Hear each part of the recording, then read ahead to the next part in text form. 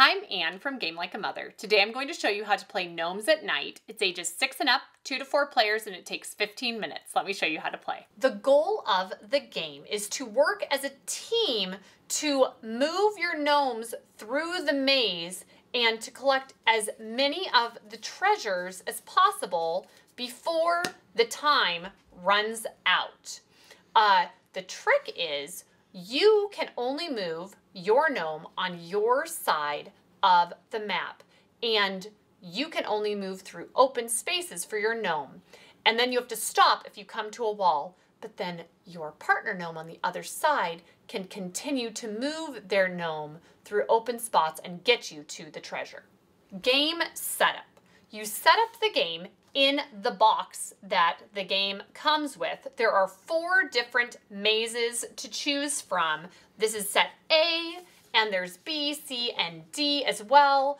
They say that A is the easiest maze to move through, and then it gets progressively a little more difficult until you get to D.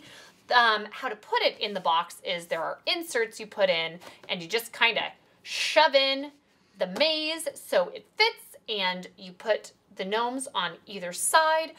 We typically put it where it's 1 and 2 up at the top of the board, but it does not specifically say that you have to do that in the rules. It can be whichever orientation you like.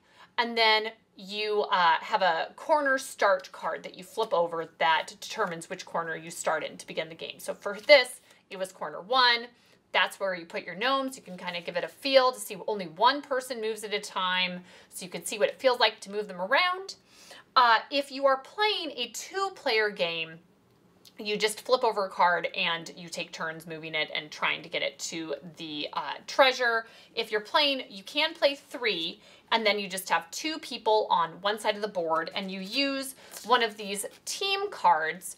You pick one, and then the 2 members of the team decide which color. One person's purple, one person is green. So if a card is flipped over, whoever is green is the person responsible for moving the gnome at that point. And then if it's a different color, so green again, it would still be them, and then purple, it would switch to the other person. If you're playing with 4 players, then each side of the board does this. You have green and purple on this side, and blue and orange on the other. We're going to say that this is a 2-player game, and what you do to start out is you flip over your corner start card. If during the game 2 people are trying to move it different directions at the same time, they'll come unattached and fall down. No big deal. You just flip over the next corner start card and put them in that corner to restart play. So we're saying they're starting in number 1, and all you do to start play is you flip over the timer and your first treasure card at the same time, and then you start trying to move to it. So it's helpful to have somebody say, oh, it's on my side of the board, so it would be blue side, and they can't move to it. It's through a wall, but this player can. So they'll go ahead and move their piece over here, and if you look on the other side, you've collected the piece. So that's when you say, I got it, and you flip over the next card, and you're trying to go to the spyglass. So the same thing, that's pretty easy here. They still are able to go and get it just on their side. They can see it, so they say, I got it, flip over the next card.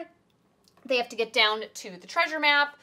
The other side is able to move. You cannot look on the other side as you move a piece. You just have to communicate where it is and who takes turns. So you continue to do that, and the round ends when either you've gone through and you've collected all of the 12 treasures, or the time runs out. And so if the time ran out and you had just gotten 9 of them, that's just fine. You write down your score somewhere, and you reset your board and get ready for the next round. You play 3 rounds and tally up your score and see how you did.